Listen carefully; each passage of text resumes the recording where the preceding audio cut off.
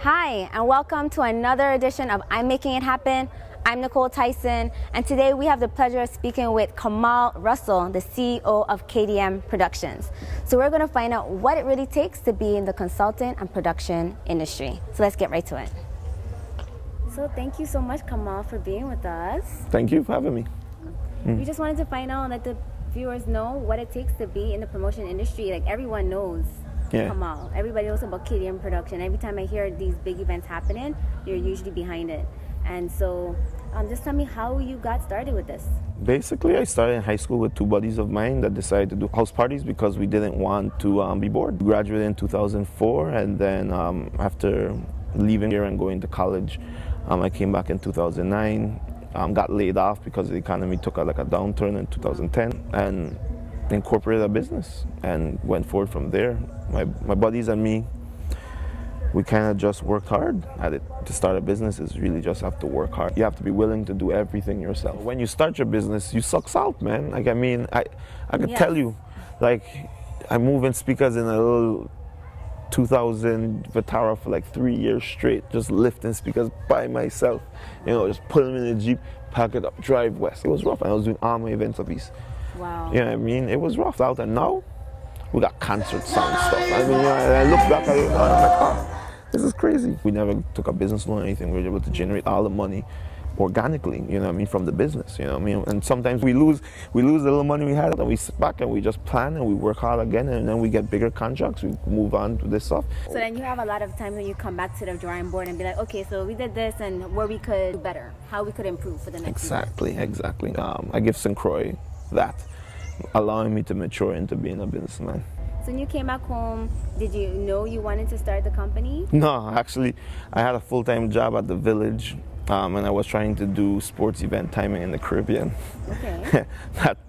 that failed. I kind of left that alone after a year and a half of trying, and then I got laid off, so then started KDM. So you were like, okay, I'm just going to work on my own thing. Well, I decided to change direction. I saw, you know, I was good at doing two things, and I said, okay, well, one isn't working, let me shift directions a bit, and that's how I kind of did it. So what other events are you doing right now? Right now, I'm working on St. Patrick's Day with the St. Patrick's Day committee. I'm kind of just consulting with them. We did the Blues Cruise, which was a completely jazz and blues event. And you partner with tourism with We partner with tourism with them. We do the jump ups with the CRA. We've worked with Major Lazer, where we did a collaboration with Brew Pub and KSS Sound. We created the Downtown Shutdown, which is the largest block party. Was that the first time? I think you were like the first time I heard about shutting down a block to have a party. Yeah, well, I can't say that I was the first one to, like, let's say, do a block party in that sense, but I was the first one to kind of make it one price, get into all type of thing, and then with such massive numbers. You know what I mean? So, like, we diversified the genres of music, and we catered to a lot of different people. And a lot of people at that time and period, I mean, they weren't seeing those numbers consistently. What are the numbers like? What kind of numbers are you talking about? I mean, like 2,000 people. Nice. Yeah. So, I mean, I think a lot of people know me for that. But, I mean, we've done fundraisers, coffee houses, poetry nights, beach events, bonfires, house parties, an array of stuff. We do weddings. We DJ weddings, we do lighting. I mean, we kind of diversify and do as much as can. So what's the day like for Kamal in being able to think of all these ideas, make it different and attractive, and, you know, and keep your business escalating to heights? Well, I have a guy who works with me. His name is Ivor Shiverton, and when we sit down and we say that we're going to brainstorm, depends on what events we're doing. We like to look at what's trending. I mean, we sit down and hash stuff out. No idea is a bad idea, but no idea is perfect. So, how many events have you done since you incorporated your business? How many do you think that KDM Productions have held? That's actually a really, really good question, and I actually don't have an answer to that.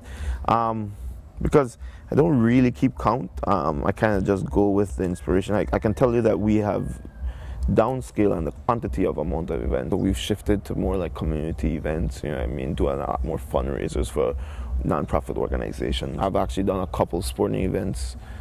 We sponsor with Virgin Islands Pace Runners, the only color run on St. Croix. So tell me, what's like the most memorable event that you've done?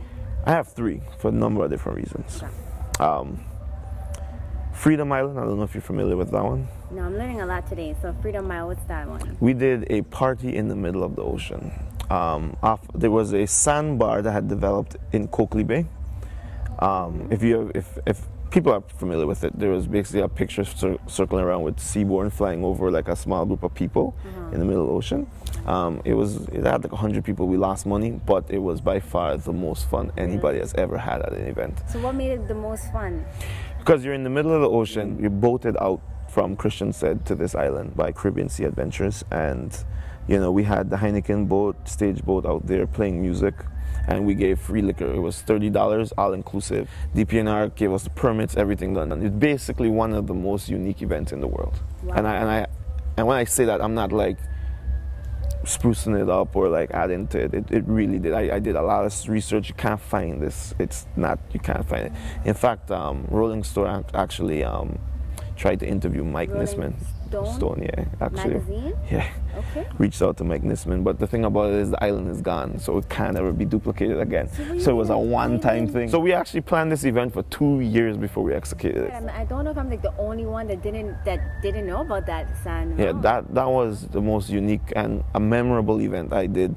That event went very well, and then when I worked with Major Lazer along with Brewpub and KSS Sound, that was memorable because they're a world-class group, DJ group, where they play for like $40,000, and they came for like a couple thousand because they were touring through the Caribbean, and they were amazing. I did just the lighting for that and the promotion because the sound was done by KSS, and then the bar and stuff and everything else was funded by Brewpub. What's the third one?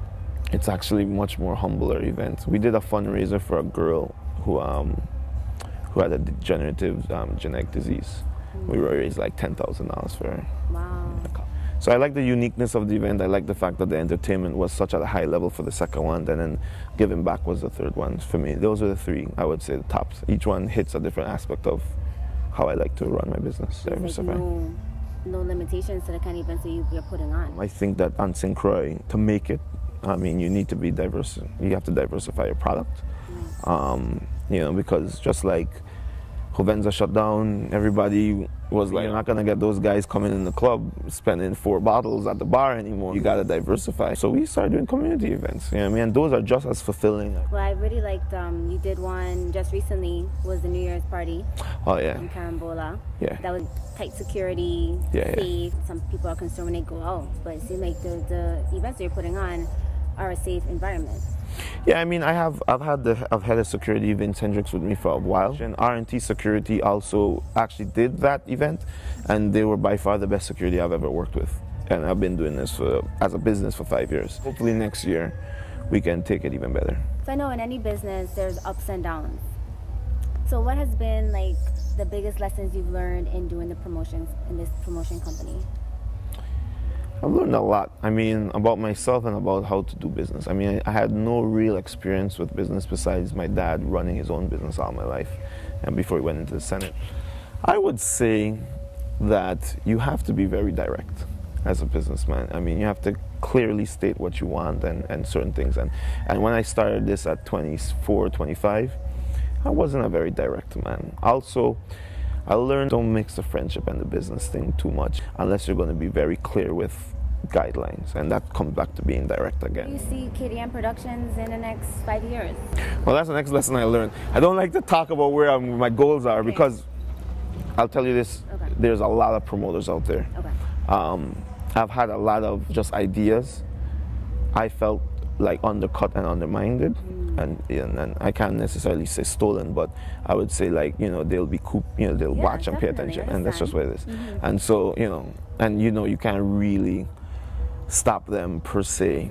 You can voice your opinion about certain things, but you just have to just leave it alone. So right now, I know where I'm going, and I'm very much happy with how it's going, and I can tell you that much. And 5 years from now, I'll pull you aside and say, well, listen, see where I'm at. This is where I want it to be. Definitely. And I haven't, St. Croix, it is hard to make it on St. Croix, but I feel very comfortable. Like, my dad's a historian at heart. And I should document. Yeah, I like to document stuff. If you say I had 2,000 people, I can show you a picture of 2,000 people in downtown Shelton. I can show you, I'm partying in the middle of the ocean. I can show you Tyson Beckford with his Victoria's Secret supermodel Nice. at a party in Comanche with Wow. me, you know what I mean? And those are highlights that I really look back to, and I'll be like, you know, we did that. And I say we because, you know, you can't do it without your staff, you know?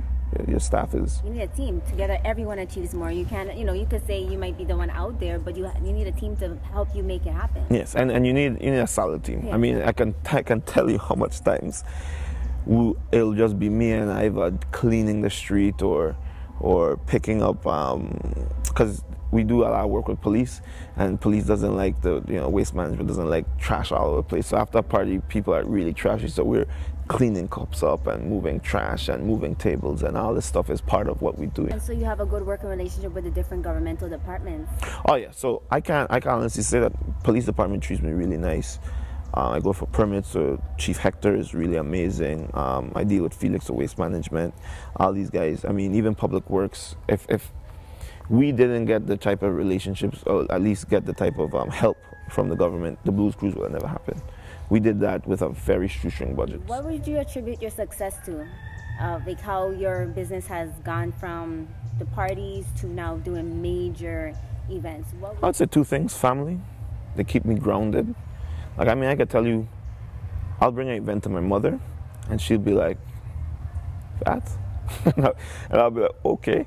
I'll come back again, and she'll be like, oh, that's a little better. You know what I mean? And I would say the business ability to be flexible and like not be like pigeonholed into one particular thing, but we can diversify and keep switching. I can't say that I've gotten any of these opportunities by myself, because if Al Sperber didn't take a chance with me 4 years ago, my business wouldn't be where it's at. Now I understand when I sit down with the chief of police, when he tells me something, you know, I take it wholeheartedly and say, okay, well, that's a different perspective. I know where he's coming from. I'm going to try to accommodate him and the people I serve. You know what I mean? I do events. I like that, because if you can't grow if you don't know.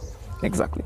Kamal, it's been a very amazing interview. Thank you so much. I've learned a lot. So if anybody wants to attend your functions and be in the action, tell our viewers how they can get in contact with KDM or be up to date with what's going on. Well, I have actually a website that's www.kdmvi.com, but you can just go on Facebook, really and truly, like the KDM fan page or add yourself to the group. The personal page is, you know, there you can add as a friend, but we can't accept more friends because we're at that limit. But I mean, just like the page, you know, you'll keep up to date. It'll show up on your news feed. That's probably the major way we promote. I mean, we try to keep it trendy and social media oriented, as opposed to like the radio and flyers all over the place. You know, that's bad for our environment. So you feel that we have opportunities on St. Croix? So for my business, I make a lot of opportunities myself. You know what I mean? Like I don't know any. I've listened to talks with, you know, Facebook guys, Zuckerberg, and all these guys. You know, they talk about making opportunities for themselves. Like, you know what I mean? Like, if you see a market that's not saturated, jump into it. A lot of people have great ideas, but it's not just the great ideas that get it done. It's the hard work behind the great ideas. And a lot of people are like, oh, I'm creative and I got this done, or I have this great event idea. Well, guess what? You can have a great event idea, and there's lots of great events on St. Croix, but they're not executed properly. They don't plan out properly. Like, take for instance what I was telling you, think outside of not just your event, think outside of how people are going to get home. How are they feeling when they get home? You want the experience to be from the you know, the first step out the house, as opposed to just being when I reach the event. And I didn't even get that from me. That's from Massive. That's something I learned from Massive. Okay. Massive told me that. He was like, and when he did that, I was like, okay. Changed my whole mindset, you know what I mean? And I learn, absorb, and try to assimilate all these things into who I am as a person and the business, because the business is me and I am the business. That's the way I see it. Well, you guys, this is Kamal Russell, CEO of KDM Productions, and now you can see why his events are off the chain. Business-minded, and we're looking forward to more success and more positive events, and thank you so much for the time. And as always, thank you guys for watching I'm Making It Happen. We post every Wednesday. Go to our page, I'm Making It Happen, on Facebook. And as always, stay tuned for the next big interview. Thank you. It was a pleasure. We are KDM Productions, and we're making it happen. Are you?